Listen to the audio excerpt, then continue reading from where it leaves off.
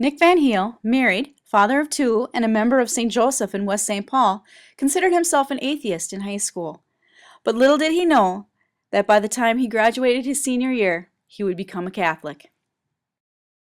I remember asking my mom one time if we were Catholic or Christian, and she didn't really know the answer. Um, so that's kind of how I was raised.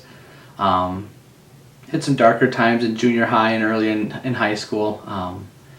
Had some people close to me pass away. My grandfather died of cancer. My aunt died in a motorcycle accident. Another distant cousin who we used to go on summer vacation with committed suicide. And I kind of went into a kind of a deep, dark depression for a couple of years, and had decided for sure that there wasn't a God if he could allow those kinds of things to happen.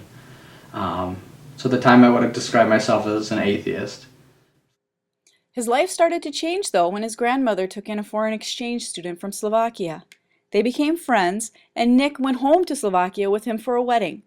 On the train, his new friend asked him some questions about his religious beliefs. It started a process, I think, in my mind and in my heart and in our relationship. Being able to talk about that, and I just kind of started asking myself, well, what do I believe? I don't really know what I believe, because just a year or two ago I didn't believe anything. Nick attended a Net Ministries Lifeline event with his friend, who was a devout Catholic. The priest that was there, the guest speaker for that evening, was Father Dimitri Sala, I believe, out of Chicago.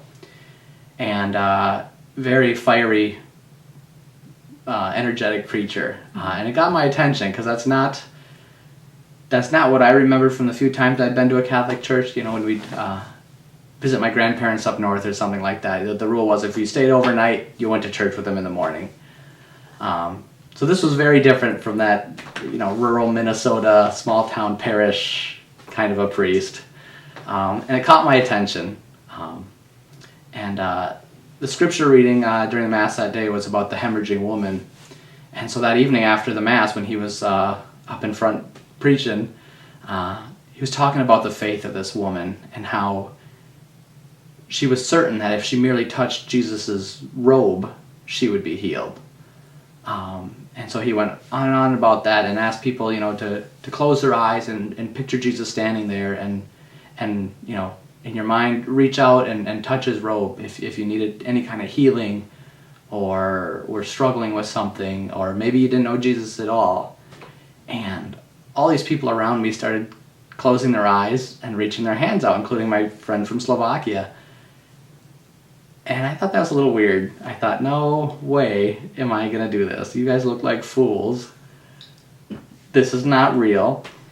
And I looked up, and the priest was looking right at me from up in front.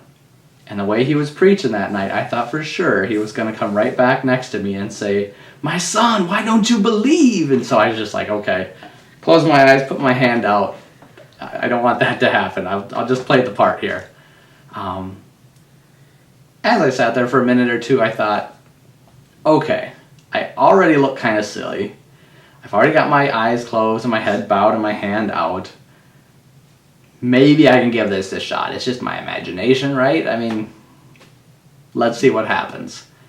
And so I pictured Jesus standing there in his, white robe and stuff like that. And I said to him, in my mind, I said, "Jesus, I don't know you. And I don't really have any faith. I have zero faith. Not like this hemorrhaging woman. I've got nothing here. So me touching your robe, I don't think it's going to do it. And since we haven't really met before, I'm going to reach out and take your hand."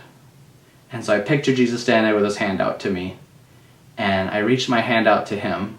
And as soon as I grabbed his hand in my mind, I was just filled with this sense of joy and peace and love like I had never experienced before.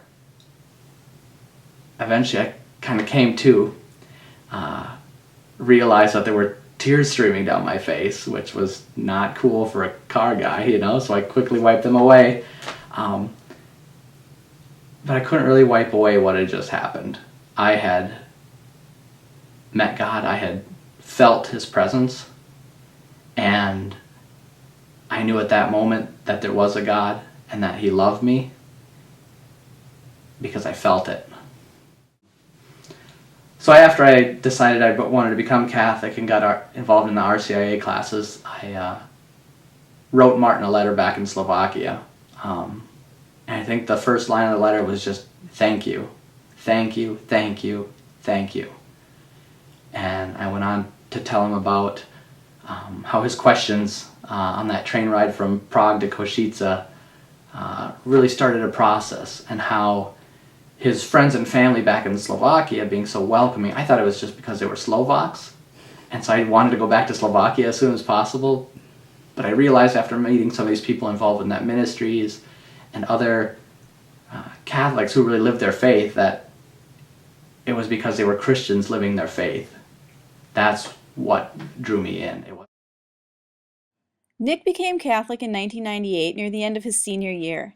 After graduation, he served on net ministries for a year, then joined a Catholic lay community called Community of Christ the Redeemer. There he met his wife, Emily. The two were married in 2007 and now have 2 children, Dominic and Elise.